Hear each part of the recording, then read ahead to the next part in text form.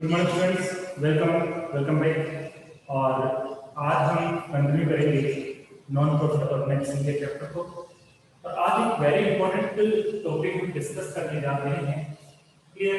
और वो topic actually क्या है? तो टॉपिक है नया एडजस्टमेंट है, adjustment related to fixed assets. Non profit organisation में फिक्स्ड एसेट्स के रिगार्डिंग हमें क्या क्या एडजस्टमेंट करने होते हैं। क्लियर? अब यहाँ पे हम और बात करेंगे कि इस एडजस्टमेंट के लिए हमें adjustment related to fixed assets, इस एडजस्टमेंट के लिए कुछ कंडीशंस भी हो सकती है। और जनरली वो टू कंडीशन है, हम इनको थ्री में कन्वर्ट करेंगे। First, if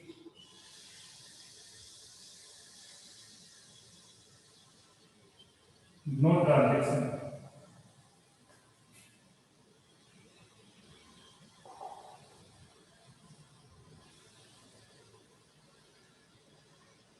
happen, if no transaction happen। Second बात करें, सिंगल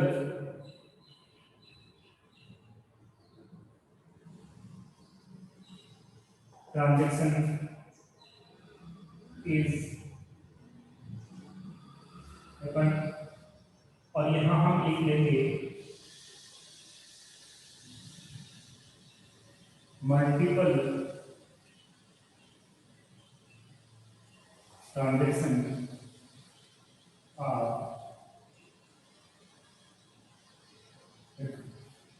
टोटली कितनी कंडीशंस हो सकती है?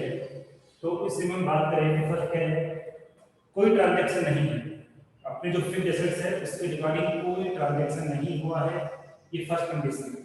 सेकंड कंडीशन क्या है, सिंगल ट्रांजैक्शन इज हैपन, कि सिंगल ट्रांजैक्शन हुआ है। देन नेक्स्ट क्या है, मल्टीपल ट्रांजैक्शन आर हैपन, मतलब एक से ज्यादा ट्रांजैक्शन है, मोर देन वन ट्रांजैक्शन है। तो इन तीनों ही कंडीशन में किस तरह से हमें एडजस्टमेंट करना होगा, ये एक वेरी मोस्ट टॉपिक है, इसलिए इसको आपको बड़ी समझना। स्क्रीन आप क्लियर है? स्क्रीन आप क्लियर है?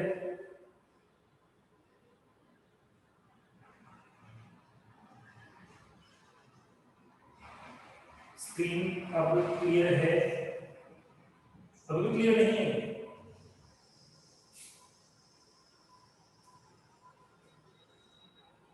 वीडियोस में आपको क्लियर नजर आएगा, ठीक है? आप क्या करते हो तो देखिए, अब किस तरह से इनको करना है वो मैं आपको समझाऊंगा। अब यहां एक और बात करूंगा,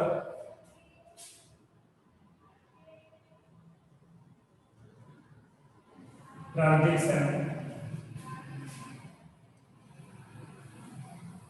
related to fixed assets. Fixed asset से रिलेटेड जो ट्रांजैक्शंस होते हैं वो कौन कौन से होते हैं उसकी हम बात करेंगे।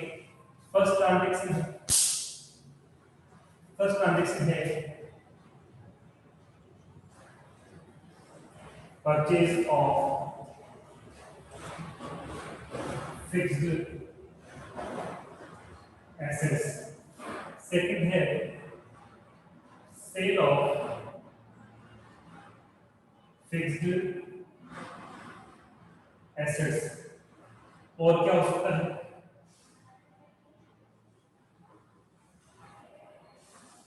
डेप्रिसिएशन और loss oblique profit on sale of fixed assets.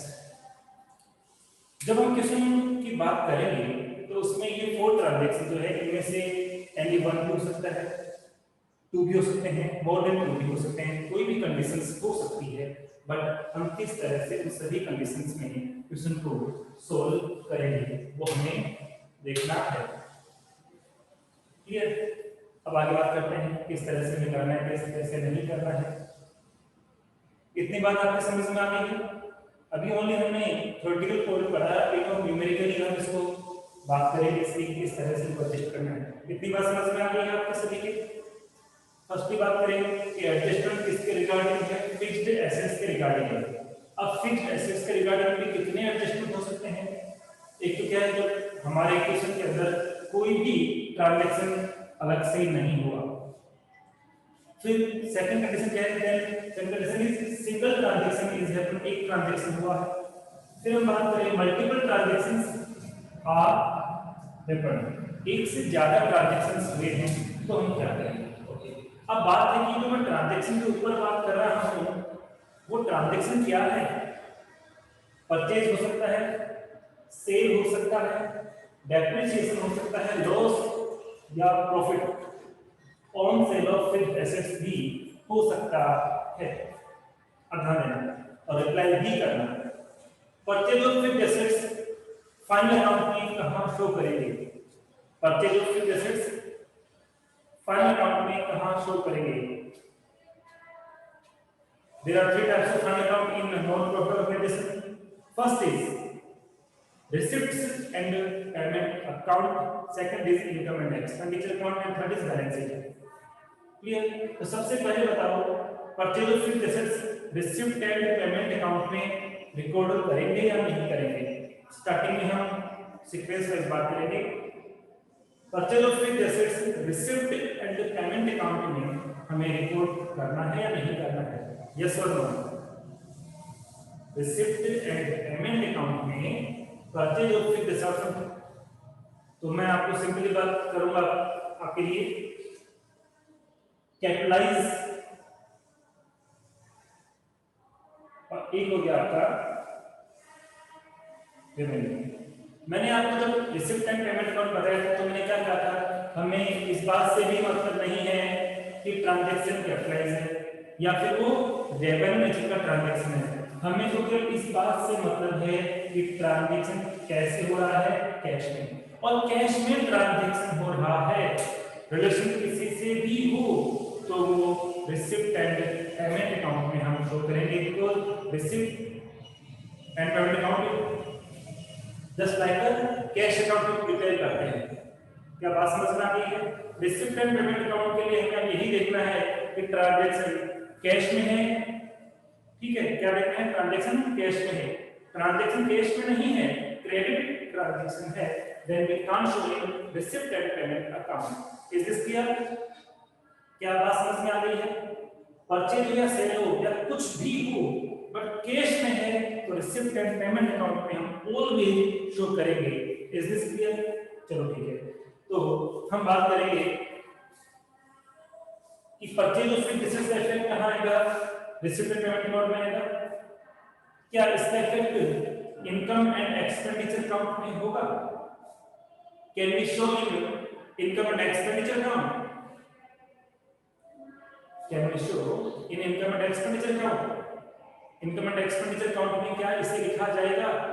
तो आपका रिप्लाई क्या होना चाहिए? देखिए फिक्स्ड एसेट्स कैपिटलाइज नेचर की होती है। कौन से नेचर की होती है? कैपिटलाइज नेचर की होती है। अब रिसीप्ट एंड पेमेंट में जो केस से मतलब होता है, कैश ट्रांजैक्शन मतलब होता है वो कैपिटलाइज हो, रेवेन्यू हो, doesn't matter.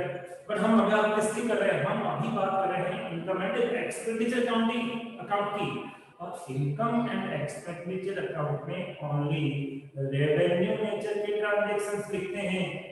Listen properly again, this income and expenditure account में ऑलवेज रेवेन्यू नेचर के ट्रांजैक्शन ही आएंगे, कैपिटलाइज नेचर के ट्रांजैक्शन नहीं आएंगे। इट मींस क्या है? कोई भी एसेट्स को परचेज कर रहे हैं या फिर हम उसको सेल कर रहे हैं तो उसे हम कभी भी इनकम एंड एक्सपेंडिचर अकाउंट में रिकॉर्ड नहीं करेंगे। We can't show in income and expenditure account. Is this clear? कोई भी कैपिटलाइज्ड ट्रांजैक्शन कभी भी इनकम एंड एक्सपेंडिचर अकाउंट में रिकॉर्ड नहीं किया जाएगा। इनकम एंड एक्सपेंडिचर अकाउंट में ओनली रेवेन्यू नेचर के ट्रांजैक्शंस की हम रिकॉर्ड करते हैं। Is this clear? Is this clear? क्या यहां तक बात समझ में आ गई आपकी? फिर से देखना, रिसिप्ट एंड पेमेंट में सारे ट्रांजैक्शन आते हैं, कैश में होनी चाहिए। इनकम एंड एक्सपेंडिचर अकाउंट में ओनली रेवेन्यू नेचर के ट्रांजैक्शंस आते हैं। क्लियर? ओके। तो मैं अभी बात करूं वैसे इनकम एंड एक्सपेंडिचर की, तो ये इनकम एंड एक्सपेंडिचर में नहीं आएगा, ये इनकम एंड एक्सपेंडिचर में नहीं आएगा। चलो डेप्रिसिएशन की बात करते हैं। क्या depreciation income and expenditure account में आएगा? रिप्लाई फास्ट किया करो। क्या depreciation income and expenditure account में हम रिकॉर्ड करेंगे? अदरवाइज नहीं। रिप्लाई, क्या डेप्रिसिएशन को डेप्रिसिएशन कंप्लीट लिखता हूं मैं, डेप्रिसिएशन ऑन फिक्स्ड एसेट्स, क्या डेप्रिसिएशन को हम लोग इनकम एंड एक्सपेंडिचर अकाउंट में रिकॉर्ड करेंगे? अर्लियर लास्ट ईयर हमने फाइनल अकाउंट स्टडी किए थे और वहां पर भी ये टॉपिक आया था। मैंने ये कहा कि income and expenditure account completely profit and loss account है, रूल्स भी वही है, कॉन्सेप्ट भी वही है, there is no change. Depreciation actually revenue nature का ट्रांजैक्शन होता है। डेप्रिसिएशन कौन से नेचर का ट्रांजैक्शन है? रेवेन्यू नेचर का। क्यों? आप 1 मंथ यूज करोगे तो 1 मंथ का डेप्रिसिएशन चार्ज करेंगे, 2 मंथ यूज करोगे 2 मंथ का चार्ज करेंगे। तो ये जो रिपीट है ये तो होता रहेगा। आप जब तक ऐसे यूज करोगे तब तक उस पे डेप्रिसिएशन हम ऑलवेज चार्ज करते रहेंगे। और जो रिपीट नेचर का एक्सपेंस होता है वो तो ऑलवेज क्या होता है? रेवेन्यू नेचर का होता है। डेप्रिसिएशन ऑलवेज कौन से नेचर का ट्रांजैक्शन होता है? डेप्रिसिएशन ऑलवेज रेवेन्यू नेचर का ट्रांजैक्शन होता है। इसलिए रेवेन्यू नेचर ट्रांजैक्शन होने के रीजन से ये कहां आएगा? इनकम एंड एक्सपेंडिचर अकाउंट में हम इसको शो करेंगे। इनकम एंड एक्सपेंडिचर अकाउंट में हम इसको शो करेंगे। Is this clear? डेप्रिसिएशन कौन से नेचर का है? रेवेन्यू नेचर का है। रेवेन्यू नेचर का है इसलिए depreciation on fixed assets income and expenditure account में हम रिकॉर्ड करेंगे। Is this clear? Are you understand? Is this clear? Very good. Next की बात करते हैं profit otherwise loss on sale of fixed assets. हम किसी फिक्स्ड एसेट्स को सेल कर रहे हैं और सेल करने से हमें प्रॉफिट भी हो सकता है और लॉस भी हो सकता है। जितने की फिक्स्ड एसेट्स है हमने उससे कम वैल्यू में सेल कर दिया, या फिर जितने की फिक्स्ड एसेट्स है हमने उससे हाई वैल्यू पे सेल कर दिया, तो आप कम पे बेचोगे तो लॉस हो गया, और जितनी उसकी वैल्यू है उससे ज्यादा में आप सेल करोगे तो ऑब्वियसली आपको प्रॉफिट होगा। मेरा क्वेश्चन क्या है? My question is this transaction is recorded in income and expenditure account, yes और no? Loss on sale of, बिल्कुल सही है। लॉस और प्रॉफिट ये ऑलवेज कौन से नेचर के बन जाते हैं? रेवेन्यू नेचर के बन जाते हैं। ठीक है, ये किसमें कन्वर्ट हो जाते हैं? रेवेन्यू नेचर के। और रेवेन्यू नेचर के ट्रांजैक्शन है इसलिए ये भी किसमें आएंगे? इनकम एंड एक्सपेंडिचर अकाउंट में आएंगे। अभी हम ओनली कौन से अकाउंट की बात कर रहे हैं? हम इनकम एंड एक्सपेंडिचर अकाउंट की बात कर रहे हैं। इसलिए सारी बात उसी की हो रही है कि हम उनको इनकम एंड एक्सपेंडिचर अकाउंट में रिकॉर्ड करेंगे या नहीं करेंगे। तो इसको जब अभी तो कुछ नहीं करना है, वापस जब इसका पढ़ोगे तो पॉज करके लिखना है, पहले एक बार वीडियो को पढ़ना। अभी इसको तो हम क्लास मान रहे हैं, इसके बाद एक बार पूरा वीडियो आप देखना, लिखना कुछ मत। थर्ड टाइम आपको इसमें कहता हूं, थर्ड टाइम आप क्या करोगे? वापस से वीडियो देखना और लिखते रहना। 3 बार का मतलब कि कॉन्सेप्ट क्लियर हो जाएंगे, आपकी प्रैक्टिस अच्छी हो जाएगी। और अभी आपको प्रॉपर्ली टाइम नहीं है। अब हम आगे बात करते हैं कुछ प्रैक्टिकल क्वेश्चंस के थ्रू किस तरह से हम इसको रिकॉर्ड करेंगे। ठीक है,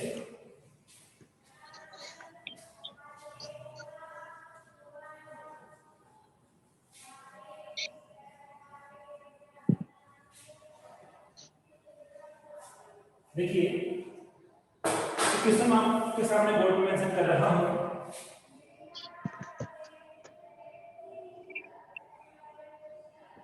opening balance of furniture, opening balance of furniture, और हम उसकी वैल्यू अज्यूम करते हैं 1 lakh rupees. Opening balance means starting of the year हमारे पास जो फर्नीचर था, करंट ईयर में परचेज नहीं किया, करंट ईयर में हमने परचेज नहीं किया है, ये तो प्रीवियस ईयर में था, बट प्रीवियस ईयर से हमने उसको कौन से ईयर में ट्रांसफर किया, उसको हमने ट्रांसफर किया करंट ईयर में। तो करंट ईयर स्टार्टिंग में वो फर्नीचर कितने का था, 1 लाख रुपीस का था। Is this clear? अब मैं एक और लैंग्वेज लिख रहा हूं, rate of depreciation 10% per annum. Depreciation जो है वो 10% पर एनम है। ईयरली कितना डेप्रिसिएशन हम लगा रहे हैं, हम लगा रहे हैं 10%, बस और कुछ भी नहीं होगा। ओनली इतनी सी इंफॉर्मेशन है। हम बात कर रहे हैं कौन से अकाउंट की, हम बात कर रहे हैं इनकम एंड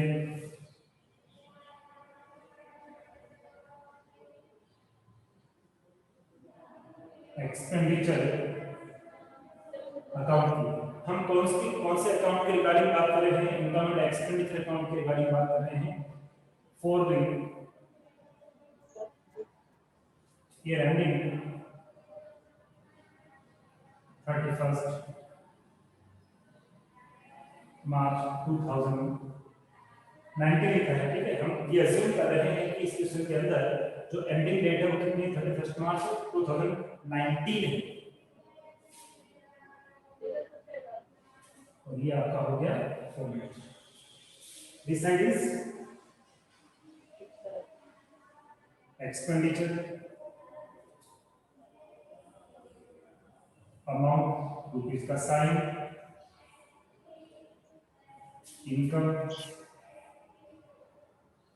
अमाउंट रुपीज का साइन।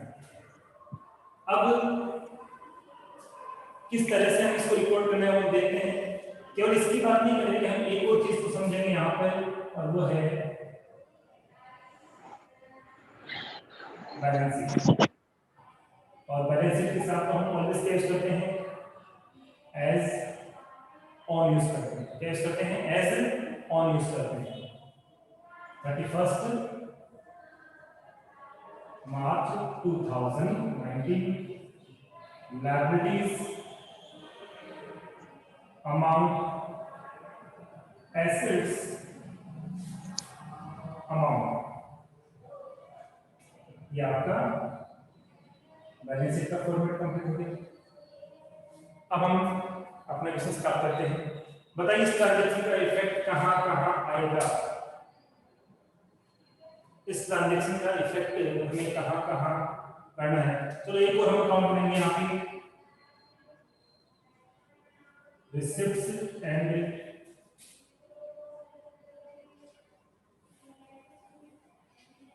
पेमेंट अकाउंट, और इसके साथ में हम for the year ending he use करते हैं। इसके साथ में यूज करते हैं फॉर द ईयर एंडिंग। अब हम बात करते हैं कि ये जो ट्रांजैक्शन है इसका इफेक्ट कहां कहां आएगा, इसमें आएगा या इसमें आएगा या इसमें आएगा, कहां इसका इफेक्ट आएगा।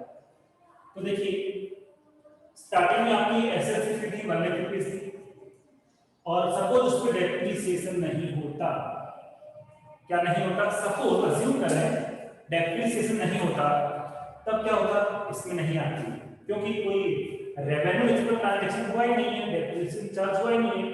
तो जितने की एसेट्स स्टार्टिंग में थी उतनी कब रह जाएगी, एंड में। तो यहाँ पे क्या रह जाएगा एसेट्स में, फर्नीचर, और कितने का आ जाएगा, 1 लाख रुपीस का। ऐसा कब होगा, जब डेप्रिसिएशन नहीं होगा। तो कुछ नहीं करना, डायरेक्टली कहां लिखना है कि यहाँ स्टार्टिंग ऑफ द ईयर भी फर्नीचर 1 लाख का था, और एंड ऑफ द ईयर उसकी वैल्यू कितनी होगी, 1 लाख रहेगी ना। There is no change in value of furniture. पर अभी क्वेश्चन में तो ऐसा नहीं है, आपकी क्वेश्चन में क्या है, डेप्रिसिएशन भी है। और रिसेंटली अभी हमने बात की थी कि डेप्रिसिएशन ऑलवेज रेवेन्यू नेचर का ट्रांजैक्शन होता है, और रेवेन्यू नेचर के जितने भी ट्रांजैक्शन होते हैं उनको हम इनकम एंड एक्सपेंडिचर अकाउंट में रिकॉर्ड करते हैं।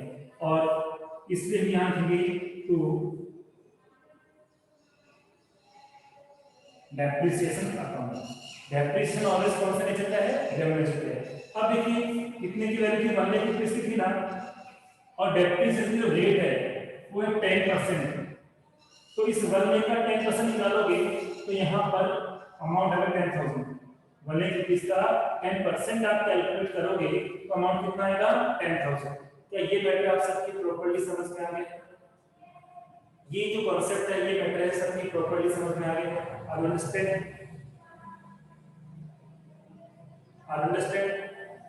Very good.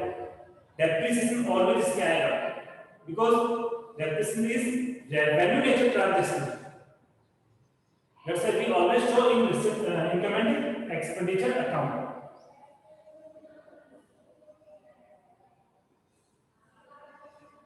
अरे अभी कल वाले को क्यों लेके चल रहे हो, आज तो ये चल रहा है ना, कल की बात तो कल होनी थी, आज किस क्वेश्चन की बात हो रही है, इसको लेके चलो।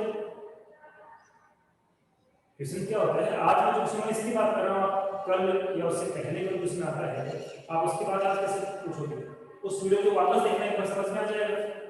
और समझ में आने के बाद कंपल्सरी चीज ये भी है कि रेगुलर क्लास का अटेंड करो।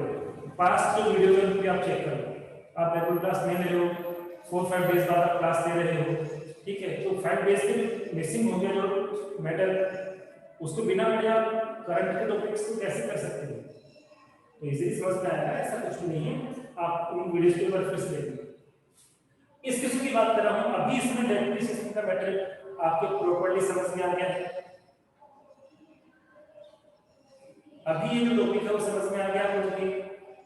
हाँ, अभी इसकी बात है, एक चीज और समझ कर हुआ, ठीक है। तो ये बताओ, जब डेप्रिसिएशन होगा क्या तब भी यहां पर 1 लाख रुपीस ही मेंशन करेंगे? डेप्रिसिएशन है, सेम क्वेश्चन है, यही क्वेश्चन है, डेप्रिसिएशन है, तो क्या फर्नीचर का जो आउटर कॉलम में अमाउंट लिखा है, हमने, क्या वो 1 लाख ही आएगा? क्या वहां पे अमाउंट 1 लाख ही शो करना है क्या? वेरी गुड, 1 लाख नहीं आएगा, तो कितना अमाउंट आएगा? क्विकली रिप्लाई, कितना अमाउंट आएगा बैलेंस शीट के अंदर? How much amount show in balance sheet of furniture? तो देखिए उस केस में क्या है, इस अमाउंट को अंदर लिखेंगे, इनसाइड कॉलम लिखा लेस डेप्रिसिएशन 10,000 और आउटर कॉलम में अमाउंट आएगा कितना, 90,000। क्लियर? ओके, एंड में अब उसकी वैल्यू 1 लाख नहीं रही, जब हमने उसको करंट के लिए यूज किया तो 10,000 का उस पे डेप्रिसिएशन लगाया, इट मींस 10,000 रुपीस से उसकी वैल्यू डाउन हो गई, तो फिर कम करके दिखाएंगे ना। Is this clear? Is this clear? Any doubt? क्या आपके समझ में आ गया है?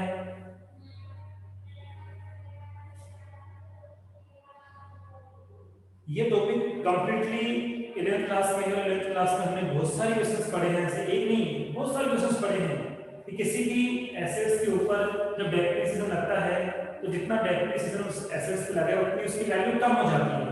तो ओपनिंग बैलेंस का मतलब क्या है कि ये स्टार्टिंग ऑफ द ईयर बन रही थी, उस पे कितना परसेंट डेप्रिसिएशन लगेगा, उसकी वैल्यू कितने परसेंट कम हो जाएगी, 10%।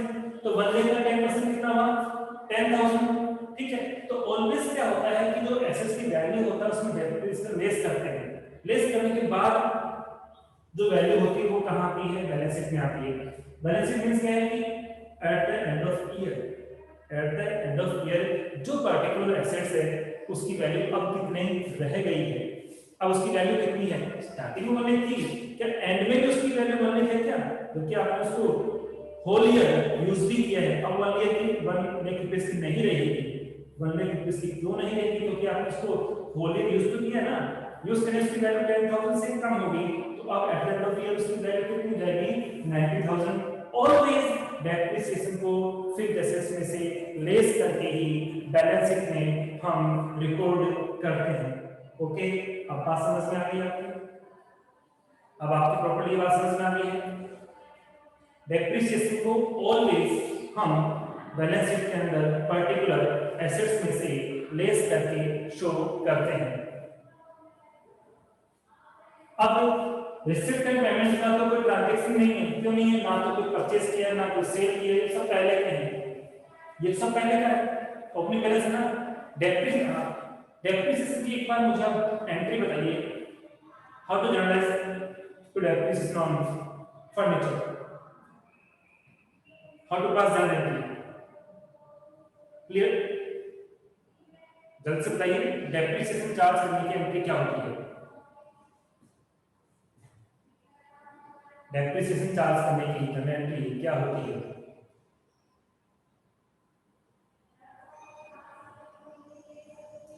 देखिए, डेप्रिसिएशन अपने लिए एक एक्सपेंस है, आई मीन नॉमिनल नेचर का ट्रांजैक्शन है। कौन सा नेचर का हुआ? नॉमिनल नेचर का। और ऑल एक्सपेंसेस ऑलवेज डेबिट, इसलिए डेबिट में तो क्या आएगा? Depreciation account debit.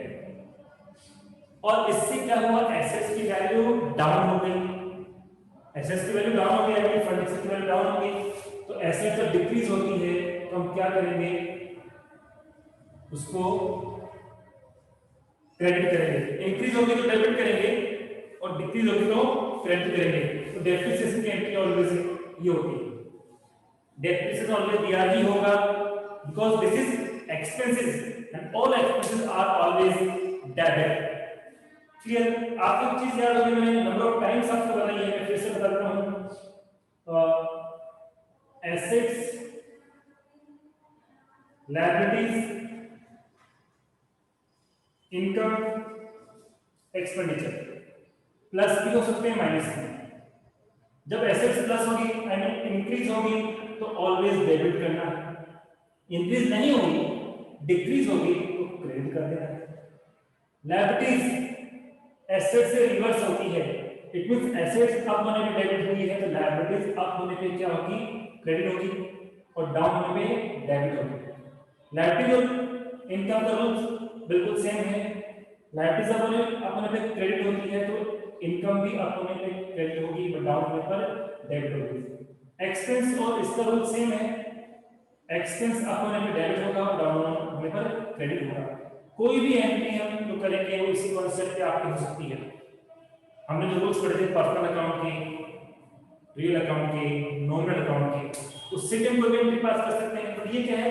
उसी कॉन्सेप्ट का एक समरी रूल है, वो है वो तो क्या था? Modern rule of accounting. क्या था? Modern rule of accounting. तो इसको कह सकते हैं एडिशनल रूल ऑफ अकाउंटिंग। हमने दोनों रूल्स की बात की है।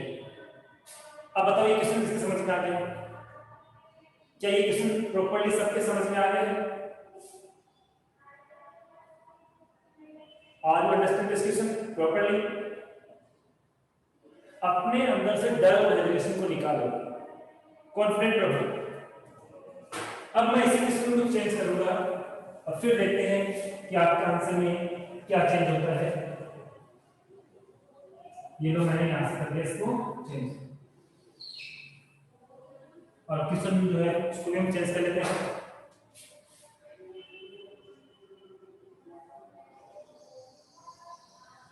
परचेज ऑफ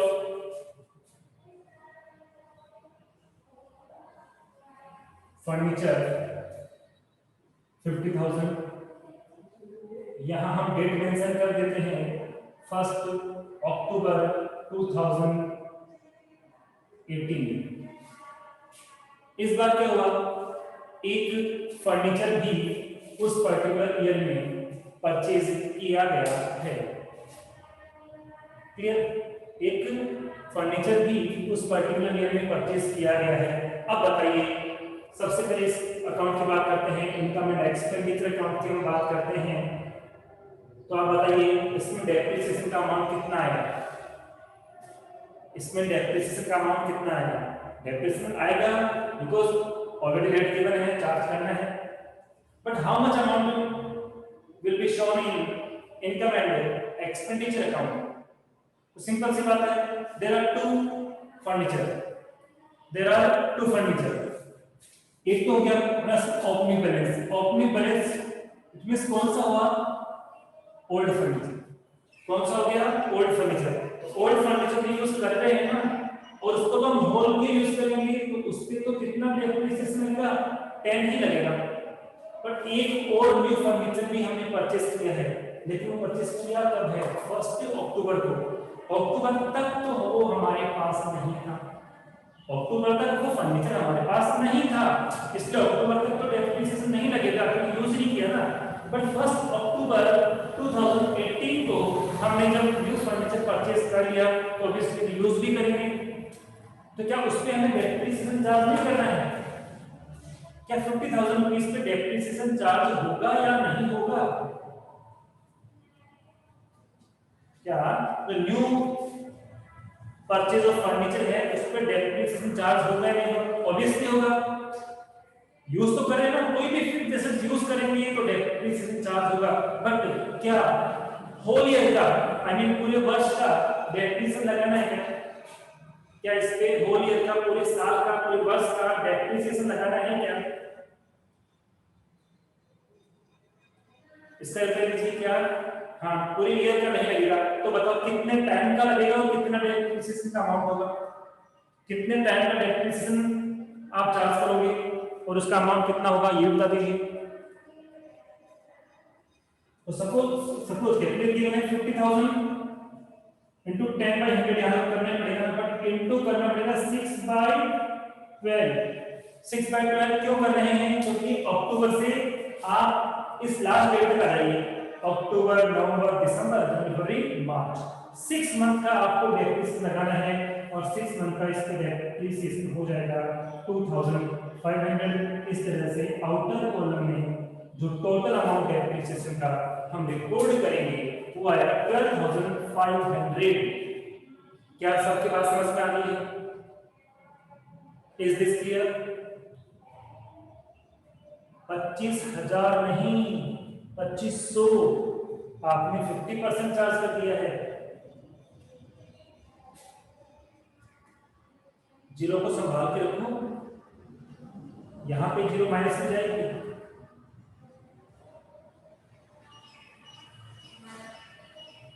कोई बात नहीं, हम एग्जाम एक्स्ट्रा नहीं लगाते, हम एक्स्ट्रा को काट देते हैं, कम कर देते हैं उसको। हाँ, सबके समझ में आने वाली है। कितनी भी एसेट्स परचेज क्यों ना करो, आपको देखना है कि क्या उसको करंट ईयर में यूज किया है तो डेप्रिसिएशन मस्टली आपको चार्ज करना ही होगा। मस्ट कि आपको डेप्रिसिएशन करना ही है। यूज ही नहीं किया करंट प्रीवियस में या सॉरी करंट ईयर में आपने परचेज की नहीं है तो कहां से करोगे? कोई एसेट्स है यूज किए, डेप्रिसिएशन लगाओ। एसेट्स नहीं है तो कहां से लगाओगे? आप नहीं लगा सकते। ठीक है, बैलेंस शीट में बताइए यहां कितना अमाउंट शो करेंगे? बैलेंस शीट में बताइए फर्नीचर का कितना अमाउंट शो करेंगे? तो देखिए पहले बात लिखनी है आपने 1 लाख रुपीस। कितना लिखेंगे? 1 लाख रुपीस हम अंदर लिखेंगे, फिर लिखा हमने 1 लाख रुपीस। इस बार पहले लेंगे ऐड न्यू, और न्यू कितने की परचेस की हमने? 50,000 की। इट मींस टोटल कितनी होंगे हमारे पास? 1 लाख 50 के हो गए।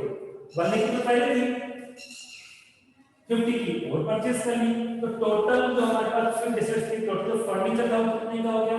1 लाख 50 का। लेकिन अब इस पे हमें क्या करना है? लेस डेप्रिसिएशन भी तो करना है, मैंने कहा तो ऑलवेज चार्ज करना है। तो डेप्रिसिएशन यहां से आपको पता लग जाएगा कितना अमाउंट लेस करना है। 12,500 हमें लेस करना है। इसका मतलब अमाउंट आएगा 1,37,500। Is this clear?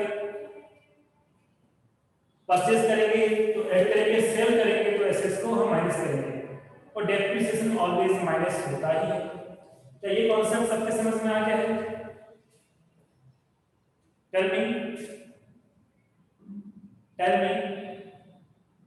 किसी भी एसेट्स का जो ओपनिंग बैलेंस है उसमें परचेज करेंगे तो हम ऐड करेंगे और सेल करेंगे तो उसमें से हम लोग लेस कर देंगे। तो डेप्रिसिएशन तो ऑलवेज लेस होता ही है क्योंकि वो एसेट्स की वैल्यू को डिक्रीज करता है। Is this clear? Any doubt? अब बताओ इस अकाउंट में, I mean received and payment account में कितना अमाउंट आएगा और उस ट्रांजैक्शन का मैटर क्या होगा? उस ट्रांजैक्शन का मैटर क्या होगा, आई मीन किस नाम से लिखेंगे। पहले तो बताओ कि रिसिप्ट एंड पेमेंट अकाउंट में कोई ट्रांजैक्शन आएगा या नहीं आएगा। रिसिप्ट एंड पेमेंट अकाउंट में अमाउंट आएगा नहीं आएगा, कितना अमाउंट हम रिकॉर्ड करेंगे in receipt and payment account and which side, this side is receipts, this side is payments। तो सीधी सी बात है, परचेज कर रहे हैं ना, हम परचेज कर रहे हैं और परचेज करने से कैश हमारे पास से जाता है, कैश कम हो जाता है और कैश पे इफेक्ट आया ना, और कैश इफेक्ट आएगा तो फिर आपको इसमें यूज करना ही करना है। और परचेज करने से कभी कैश रिसीव नहीं होता है, कैश आता नहीं है। परचेज करने से कभी कैश हमें रिसीव नहीं होता है, तो क्या होता है, कैश जाता है, आउट होता है, आउटफ्लो होता है। इसलिए इधर रहेगा बाय परचेज ऑफ फर्नीचर 50,000, ठीक है। बाय परचेज ऑफ फर्नीचर कितने का आएगा, 50,000, क्योंकि करंट ईयर में हमारे पास कितना कैश चला गया, तो हम क्या बोलेंगे कि हाँ एक फर्नीचर परचेज किया था 50,000 का, उसकी आपने फर्नीचर परचेज किया है तो उससे आपका कैश रिड्यूस होगा, कैश का आउटफ्लो होगा, और इसलिए यहाँ पे क्या ये क्वेश्चन सबके प्रॉपर्ली समझ में आ गया। रिप्लाई में क्या क्वेश्चन सबके प्रॉपर्ली समझ में आ गया है।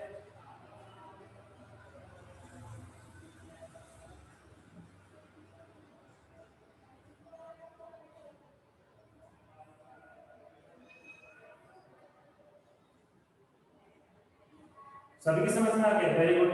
तो आज हमें सिंगल स्टार्टिंग में हमें कोई ट्रांजैक्शन नहीं है, वो केस डिस्कस किया था, देन सिंगल ट्रांजैक्शन में यूज किया है, और अब नेक्स्ट क्लास में टुमारो हम लोग बात करेंगे मल्टीपल ट्रांजैक्शंस होंगे तो क्वेश्चन कैसे सोल्व होगा।